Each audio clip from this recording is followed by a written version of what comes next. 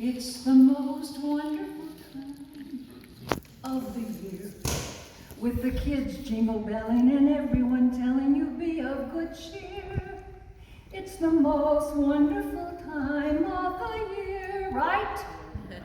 Well, depends. I wonder which version of that you like the best. I was introduced to that, not the year it came out. I listened to it as I was a little bit older, back in 1963 when Andy Williams popularized it on his first Christmas album, a White Christmas album. You remember that?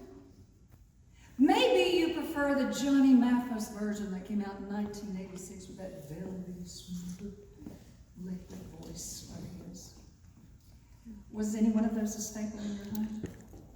Did you all play lots of Christmas music as you were growing up? My dad and mom always had a turntable with about, a stack of records on them, and we would lay and listen to them at night. Not just Christmas songs, but songs throughout the year. We McKinnons were a singing bunch. Christmas songs and the joy they evoke. Today's sermon is about a song, about Mary's song. According to Luke, the song was ultimately sung by Mary, very similar to the one that Hannah had sung as she awaited her son. And she was visiting the hill country of her Judean cousin, Elizabeth.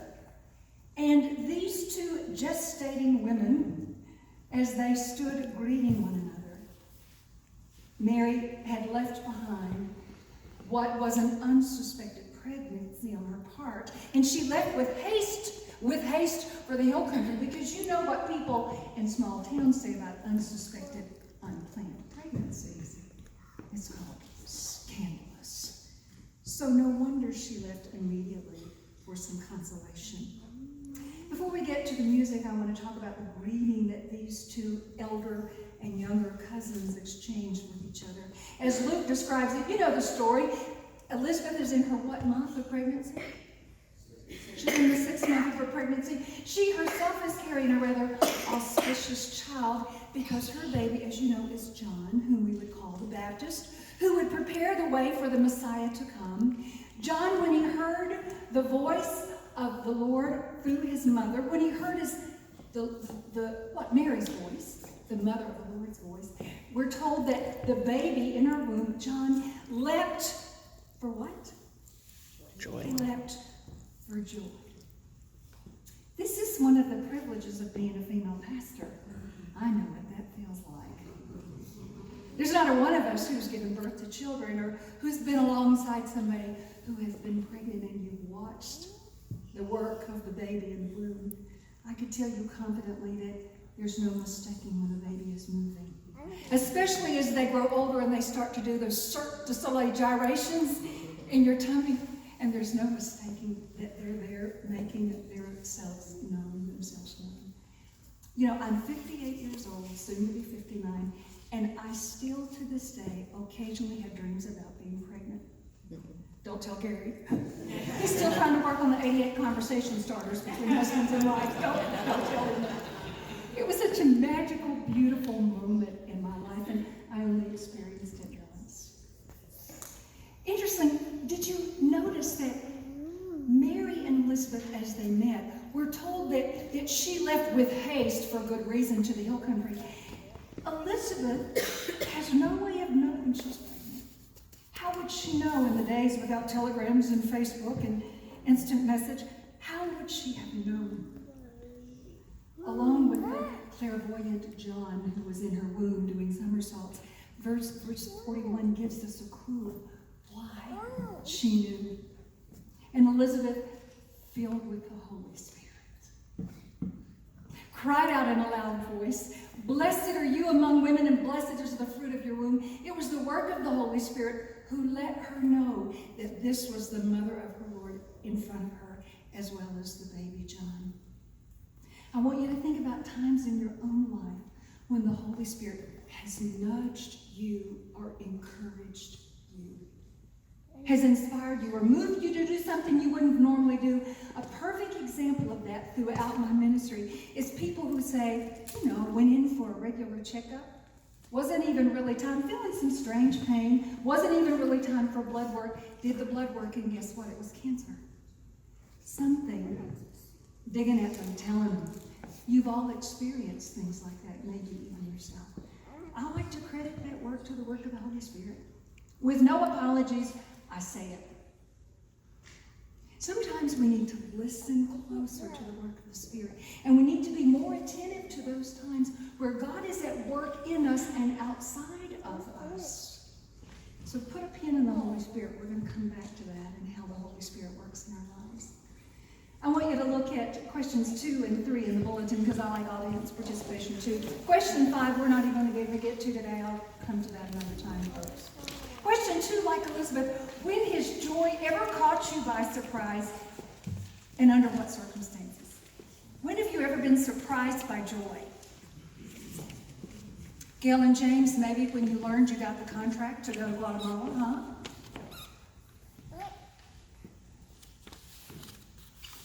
Regularly as my kids have grown up. As your kids have grown up, regularly. Caught by surprise and joy. What was it like when you got the news you were going to be a grandparent? That was joy. That was joy. And maybe a little surprise, maybe not. For me, joy and great surprise was when you all gave me the 30th anniversary of my ministry party. I had literally no idea. It totally blew me away. Unsuspecting totally. Or also would be the second time Gary asked to marry me. I was too scared the first time. We waited another 3 years. He said, I'm only going to ask you one other time. Glad I said yes. The question 3 is, how do you share your exuberance with others? You know, the days have passed where we probably wrote letters to tell people good news. A lot of people like to post their good news on Facebook, Twitter, Snapchat. Some of the most fascinating things that I've seen announced are birth announcements on Facebook. Bun in the oven. One of my favorites. Or now the newest thing to announce is sex reveal parties of the baby. Did you ever know that there was such a thing? Have you ever been to a sex reveal party of a baby? That's the newest thing. But you know, folks, we have to be choosy who we share our good news with. Sometimes it will bite you because not everybody can handle your good news. It takes a secure person, a person who's confident in themselves to be able to handle your good news of a great job and promotion and extra pay, huh? If you want an example of why good news is sometimes hard to hear, think about King Herod when he heard about the birth of the baby. Did you know that the Gospel of Mark only has one reference to joy? Where the book of Luke is absolutely saturated with it, which is part of why it's my favorite gospel. In another joyful instance of being caught by surprise, you know the story, just verses before the story of Mary, of Zechariah, who was a priest in the temple, Elizabeth's husband. He had gone in to make offering of incense as he had drawn the lot to do it. And he was in the temple, and Luke even tells us to the right side of the altar, an angel appeared to him. Do you know which angel it was? The same that appeared to Mary. That would be Gabriel. And announced to him that they were going to have children. Now, isn't it interesting that Zechariah did much the same thing that Mary did? Mary said, you know, how can this be? I'm a virgin. Zechariah said, how can this be? Elizabeth's kind of not at childbearing age. Smart man didn't say anything about her age, just said she's not childbearing age, and he certainly knew that he wasn't, geriatrics. And then for that, he is struck dumb and mute.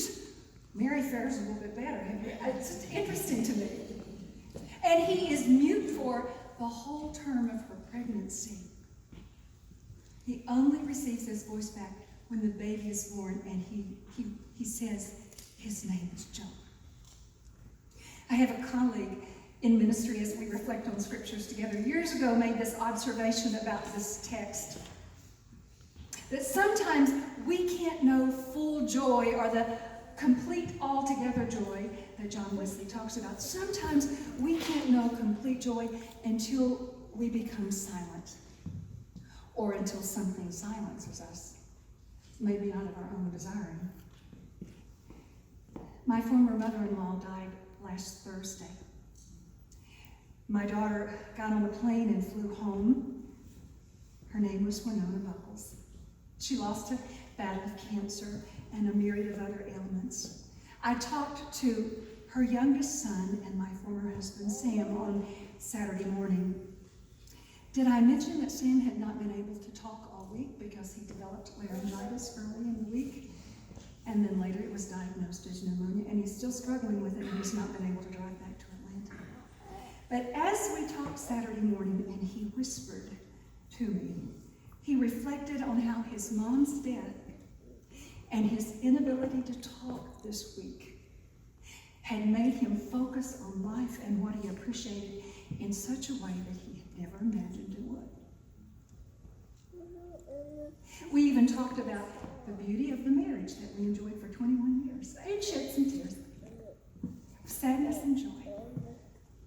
But the ending of a life and the space that he held out for quiet reflection is what put him into a place of silence and coming to know God's peace and joy even more. The psalmist says, "Be still and know that I am God." You've heard it said that happiness and joy are two very different things. A favorite site that I love to go to described joy and happiness this way, that they're both wonderful emotions, but they're very different. Happiness is an emotion that's more externally based. It's triggered by people and things and events and places and thoughts. For example, Christmas is in the air, we're happy, we've got the decorations up, we've got the tree up, families there, we're singing great Christmas carols, and then it's all over and everyone goes home and our playlist changes, and then maybe our happiness fades along with that. Joy, on the other hand, is a constant, consistent feeling that is cultivated internally deep in our souls. It comes to us when we learn how to make peace with ourselves, of who we are, why we are, and why we are here for such a time as this. Sometimes it takes, most of the time it takes a great level of maturity to reach that point. Some adults reach it, many adults reach it, many adults don't reach it. Some young folk reach it before many of us reach it. It's in many ways an emotional intelligence that understands that there will be joy and sorrow in this life, but joy is something that we cultivate. It is a gift from God. It comes to us in serving others. It comes to us in building relationships with people. It comes to us in sacrificing self so that others may have a better place. That's what John Wesley meant by an altogether joy. That has to be how Mary felt when she burst into a song of absolute exuberance, a Magnificat solo. It was good news indeed for a young junior high girl, get that, junior high girl, who had no idea the joy that this birth would cause her and no idea what it would cost her. Eventually she would learn to discipline her joy with sorrow because life is like that. That's why we all must sing songs of faith for those times when the thunderstorms occur at night and you have to gather the children around you and sing about whiskers and kittens. Do you know the name James Stockdale? Anyone? Yes, you would. You may recognize his name as Ross Perot's vice presidential running mate on the independent ticket for the 1992 presidential election, but what you may not know about him is about his brave, courageous military service. You may not know that he once tutored the U.S. Marine Corps aviator John Glenn in mathematics and physics. For the sake of time, I'll just mention this. Admiral James Stockdale was a senior United States admiral and aviator who was shot down in 1967 in Hanoi, Vietnam. In captivity, Stockdale was given the special treatment, and by that special, I don't mean positive. He was part of the so-called Alcatraz gang.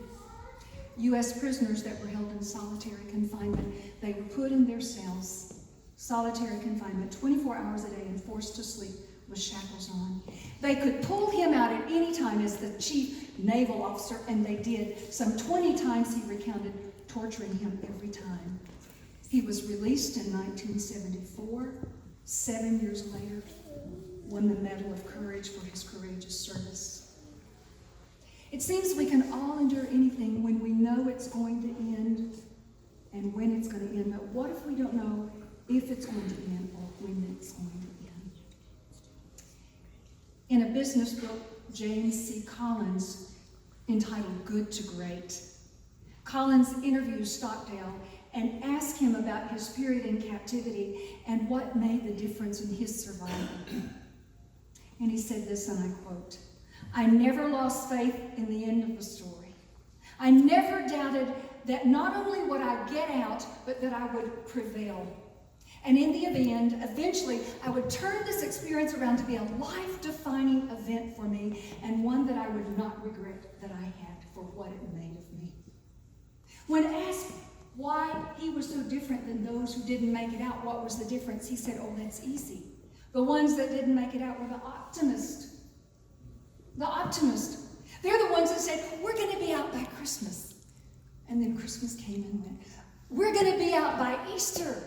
And then Easter came and went. "Oh, no, it's going to be Thanksgiving." Came and went. And then another Christmas. And you know what happened to them? They died of a broken heart, he says. He concluded, this is the life lesson. We must never confuse faith that you will prevail, that we will prevail in the end. And we can't afford to lose that faith. But we must never confuse faith with the discipline to confront the brutal facts of the circumstances in which we may find ourselves at any given time. There is a balance between faith and reality that we have to marry and understand that they can coexist. By God's grace and the power of the Spirit, they can coexist. So Collins, witnessing this affect that Stockdale had as he suffered this, called this the Stockdale paradox. You may know it by a different name.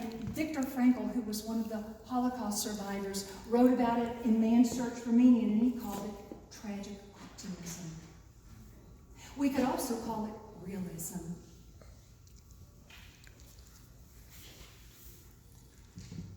It's the most wonderful time of the year. There'll be much mistletoe, and hearts will be glowing when loved ones are near. It's the most wonderful time of the year. Yes and no, depending on lots of things.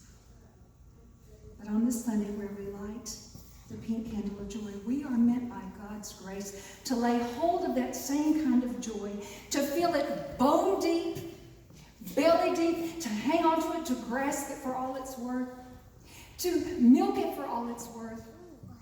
Despite our tragedies and our difficulties and our uncertainties, and despite the fact that sometimes we want to shake our fist at God, and others because we don't understand the difficulty in which we find ourselves, joy is still and always a choice. It is, by the power of the Spirit, a choice. We must learn to balance the gritty, disciplined faith with the willpower to confront those demons that haunt us. And that's the truth through both laughter and tears of which life is made up. As the psalmist puts it, weeping lasts for a night, but joy comes in the morning. Thanks be to God.